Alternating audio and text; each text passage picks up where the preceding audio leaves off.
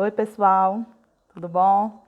Passando aqui para vocês, tá certo? Nosso conteúdo, tá? Do livro, tá? E o nosso conteúdo sobre petróleo, né? Sobre o craqueamento que nós falamos. Falamos um pouquinho sobre o gás natural, né? Que ele também é formado através, né, da decomposição orgânica das substâncias. E aí o petróleo ele se encontra na fase líquida e pelaquela fermentação forma-se na parte superior, tá, uma camada gasosa, que é o que nós chamamos, né, de gás natural, tá certo? Existem também outros combustíveis fósseis que vocês conhecem, como por exemplo o carvão, né, o carvão natural, que também é chamado, né, de hulha, né, ele também é um dos combustíveis fósseis, não é? Ele tem algumas classificações de acordo com a quantidade de carbonos existente nele, né? Então, ele demonstra aí, ó, dependendo do teor de carbono que compõe o carvão mineral que nós utilizamos e que é utilizado também nas fábricas, certo, gente? Ele pode ser classificado como tufa, ele vai ter cerca de 60% em média de carbono, tá? Lignito, que vai ter 70%, a hulha, que é um dos mais utilizados, que contém 80%, e o atracito, que contém 90%, é mais difícil de ser encontrado, né? E obviamente também de ser utilizado, tá? E aí a gente vai continuar o nosso conteúdo com a questão da atividade. Então, gente, né? A primeira questão aí, ele pede para a gente classificar os compostos orgânicos em funções, facilita muito a apresentação do conhecimento neste campo. Porém, por causa da grande quantidade de compostos orgânicos descobertos até o presente, faz-se necessário a adoção de outros critérios de classificação para eles, tal como as séries orgânicas, que nós vamos agora, né, observar aí nessa questão, tá? Então, aí na questão ele traz para vocês algumas séries orgânicas com a quantidade de carbonos e também com a quantidade de hidrogênio, lembrando, né, que eles são hidrocarbonetos, tá? Levando-se em consideração as linhas horizontais e as colunas verticais constituídas, marque a alternativa que corresponde respectivamente às séries que são formadas aí, como nós estamos observando, né? Então ele fala, letra A, que essas séries, elas são homólogas e isólogas. Então, como é que a gente vai classificar? As homólogas são aquelas que possuem cadeias carbônicas longas, né, e que pertencem ao mesmo grupo funcional.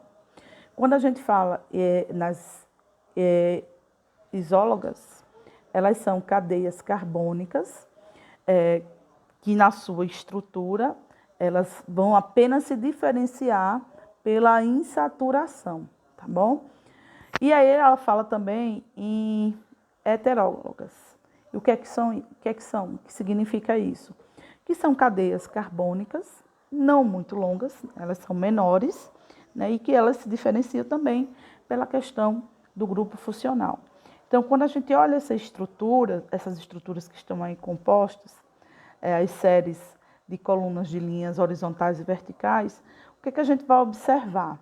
Nós vamos observar que existe cadeias carbônicas que possuem a mesma função orgânica, né? Ou seja, elas aí todas são hidrocarbonetos porque elas não possuem a presença do oxigênio e pela quantidade de hidrogênios e carbonos que aí estão, o que é que elas vão se diferenciar?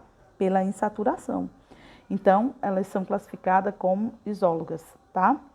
E também possuímos aí cadeias carbônicas, né, que pertencem ao mesmo grupo funcional e que também são classificadas de cadeias longas, homólogas.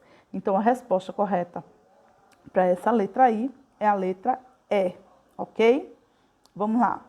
A nossa segunda questão. Ele fala aí, nessa segunda questão, do gás, né, natural, adquirido em botijões no comércio. esse GLP, gás liquefeito de petróleo, que nós utilizamos no nosso dia a dia, tá certo, gente? Nada de diferente. Usualmente consumido como combustível em fogões.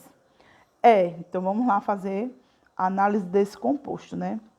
Sintético e, portanto, sempre produzido em laboratórios. B. Uma mistura de hidrocarbonetos derivados do petróleo. C. Obtido pela combustão da madeira. D. Uma única substância. Letra E. Mistura de compostos inorgânicos. Primeiro, nós estamos falando de compostos orgânicos, que só tem carbonos e hidrocarboneto. Então, a letra E, fora, tá? Na letra D, ele diz uma única substância. Impossível. Nós vamos estar trabalhando aí, no mínimo duas, né? A gente sabe que a composição do GLP, gás liquefeito de petróleo, é butano e propano. Então, duas substâncias. C. Obtido pela combustão da madeira. A queima da madeira vai produzir o gás? Não, o gás que ele produz é o CO, é o dióxido de carbono, tá? Letra B. Mistura de hidrocarbonetos derivados do petróleo. Perfeito, justamente essa questão aí é a questão correta, ok? Então, vamos lá. Terceira questão, né? Uma questão retirada aí do Enem, e diz aí, do ponto de vista ambiental, uma distinção importante que se faz entre combustíveis e seres provenientes ou não de fontes renováveis, né? Ou seja, a gente tem que entender que existe a combustão, né, os combustíveis que são renováveis e não renováveis. O próprio nome por si já se explica. O que é um renovável? O renovável vai ser aquele que a gente sabe que naturalmente ele se multiplica, ele se reproduz, e no outro dia a gente tem mais. Por exemplo, a energia solar, ela é um exemplo, né, de um recurso renovável. Um não renovável, a gente extrai, ela é produzida naturalmente, muitas vezes, mas ela poderá ter um fim, né? Como, por exemplo, nós temos o próprio petróleo, né, que é um dos exemplos, tá certo? Então, ele prossegue aí dizendo, no caso dos derivados de petróleo e do álcool de cana, essas distinções se caracterizam. Então, vamos lá ver quais são as diferenças deles, né? Pela diferença nas escalas de tempo de formação das fontes, período geológico, no caso do petróleo, e o anual na cana-de-açúcar, de forma alguma, né? De forma alguma, essa será a diferença entre eles. Até por isso, quando ele fala em anual, o petróleo a gente sabe que ele se produz, né, por décadas, milhões de anos. E o álcool, a gente já sabe todo o processo, que é através do plantio da cana-de-açúcar, etc. e tal. Então, é um ciclo que acontece anual, o da cana-de-açúcar, né? Mas o petróleo é um período muito, muito, muito longo, né? Então, essa não é a escala de diferença, né, entre eles. Letra B. Pelo maior ou menor tempo para se reciclar o combustível utilizado. Gente, possível, né? Se ele foi queimado, se existiu uma combustão, né? Eu não posso reciclar o álcool, nem posso reciclar o petróleo, né? Então, possível isso acontecer. C. Pelo maior ou menor tempo para se reciclar o combustível utilizado, tempo muito maior no caso dos derivados do petróleo. Não é mesmo, certo, gente? E a palavra reciclar está fora. Letra D. Na letra D ele traz aí para a gente. Pelo tempo de combustão de uma mesma quantidade de combustível. Tempo muito maior para os derivados de petróleo do que para o álcool. Exatamente. A gente vê aí os carros flex. Mas as pessoas preferem utilizar o carro com a gasolina, porque a durabilidade da combustão é maior. O álcool ele é mais barato, tá, gente? Porém, né, a queima, né, o processo é bem maior, né? Então, as pessoas preferem utilizar, na maioria das vezes, a gasolina. Apesar de ser mais cara, ela, por esse tempo, ela se torna mais econômica, tá certo? Bom, a quarta questão aí. Há estudos que apontam razões econômicas ambientais para que o gás natural possa vir a tornar-se, ao longo desse século, a principal fonte de energia em lugar do petróleo. Justifica-se essa previsão, entre outros motivos, porque o gás natural, letra A, além de muito abundante na natureza, é um combustível renovável. O gás natural ele pode ser renovável, se ele é originado do petróleo. O petróleo é um recurso não renovável. B, fora. Ou, letra A, fora. B, tem novas jazidas sendo exploradas e é menos poluente que o petróleo. Interessante. Vamos ver a letra C. Vem sendo produzido com sucesso a partir do carvão mineral?